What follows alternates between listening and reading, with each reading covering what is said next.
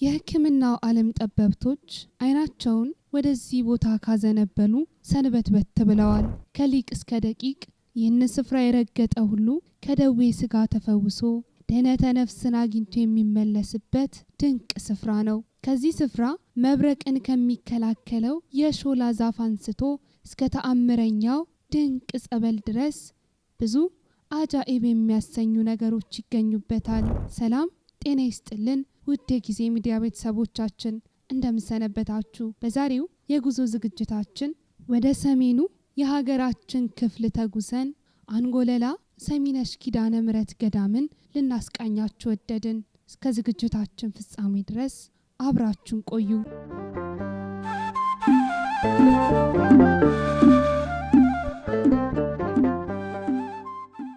ከደብረ ብርሃን ወደ ጅሩ በሚወስደው መንገድ 10 ኪሎ ሜትር ርቀት ላይ ትገኛለች አንጎለላ ጽርሐ አርያም ሰሚነሽ ኪዳነ ምሕረት ገዳም።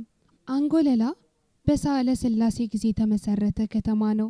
ከአንኮበር ቀጥሎ ሁለተኛ ከተማ ሲሆን ቦታው ስያሜውን የሚያገኘው የአካባቢ ሰዎች እንደሚገልጹት አንጎ የምትባል ባላባት ይዞታ ነበር። ባሏም ሎላ ይባል ነበር። በኋላም ንጉሥ ሳህለ ሥላሴ አንጎ ባክሽ ይህንን ቦታ ስጪኝ፣ በምትኩ ሌላ ቦታ ሰጥሻለሁ በማለት ሲጠይቋት እርሷም ፍቃዷ ሆኖ ይህንን ቦታ ሰጠቻቸው። ሳህለ ሥላሴም በስማቸው ቦታውን አንጎለላ እንዳሉትም ይገለጻል። ከዚህም በተጨማሪ ስፍራው የታላቁ ንጉሠ ነገሥት የዳግማዊ ምኒልክና የፊት አውራሪ ገበየው የትውልድ ቦታ በመሆኑም በስፋት ይታወቃል። የአንጎለላ ሰሚነሽ ኪዳነ ምሕረት ገዳም የተመሰረተችው ከአጼ እስክንድር በመቀጠል በነገሱት አጼ ናኦድ ወይም ከ1487 እስከ 1500 ዓመተ ምህረት ዘመነ መንግስት ነግሰው በነበሩት በ1487 ዓመተ ምህረት ሲሆን አጼ ናኦድ የአጼ እስክንድር ታናሽ ወንድም ሲሆኑ አባታቸው አጼ በእደ ማርያምም ናቸው። እናታቸው ግን የተለያዩ እንደሆኑም ይነገራል። አጼ በእደ ማርያም ልጃቸውና ናኦድን የወለዱት ከዕቁባታቸው ሲሆን እስክንድርን ደግሞ ከህጋዊ ሚስታቸው እንደወለዱም ይገለጻል።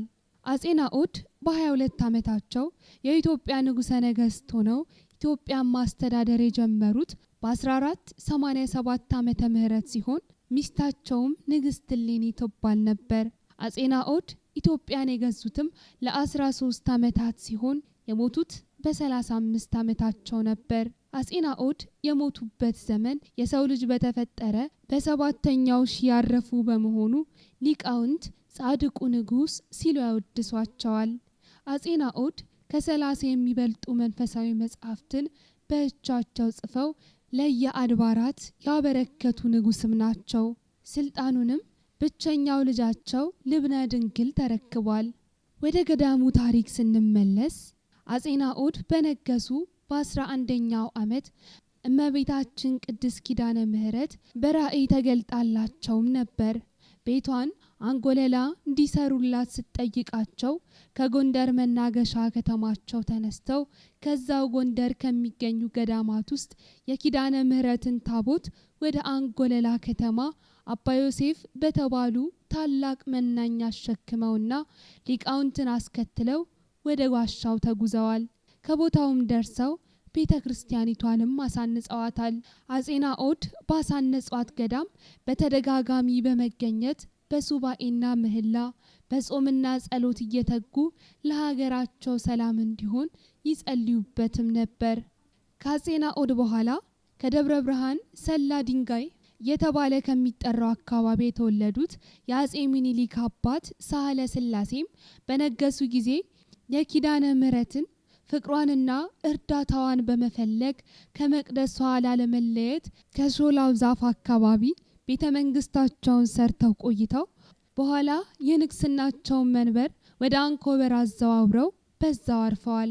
በደብሯ የሚገኘው የሾላ ዛፍ በአጼ ምኒልክ ዘመን የተተከለ ሲሆን መብረቅ ለመከላከል ከግብጽ ያመጡት ተክል እንደሆነም ይነገራል። ሾላው በአሁኑ ጊዜ ፍሬው ተለቅሞና ተወቅጦ ከቤተ መቅደሱ እምነት ጋር ተደባልቆ ስለሚሰጥና ከ300 በላይ ስውራን አባቶች ጸሎት የሚያደርጉበትም ስለሆነ ይፈውሳልም ተብሎ ይነገርለታል። ለነዚህ በስፍራው ለሚገኙ ለበቁ አባቶችም በራእይ ተገልጾላቸው ጸበልን ፈልቋል። በጸበሉ እንዲሁም በእናታችን በእመቤታችን በቅድስት ድንግል ማርያም አማላጅነትና ምልጃ አያሌ አይነ ስውራን አይናቸው በርቷል። ብዙ ሰዎች ከኤችአይቪና ከካንሰር ከጨጓራና ከተለያዩ የውስጥ በሽታቸውና ከአጋንንት ስራትም ተፈውሰዋል። ጸበሉ ዳግማዊ ሸንኮራ እየተባለም የሚጠራ ሲሆን የተሰየመውም በቅዱስ ዮሐንስ ነው። አብዛኛው የአካባቢው ህብረተሰብና ከሌሎች ቦታዎች ወደዚህ ስፍራ የሚመጡ ሰዎችም በዚህ ጸበል በድንቅ ተአምራቱ በእጅጉ ተገርመዋል። ወደዚህ ድንቅ ገዳም በሙሉ እምነት ሆኖ የሄደ ሁሉ ጠይቆ ያልሆነለት የለም። መሃኖች ሲወልዱ፣ አካለ ስንኩሎች ተነስተው ሲራመዱና አይነ ስውሮች አይናቸው ሲበራ፣ በርካታ እጅግ ድንቅ ተአምራቶች ሲደረጉ አይቶ ማመን ይከብዳል። ወደ ስፍራውም ሄዶ ይህን ድንቅ ማየት በእጅጉ ይገባል። ታዲያ በዚህ ገዳም እጅግ ድንቅ የሆኑ በርካታ ስርዓቶችም ይከናወኑበታል።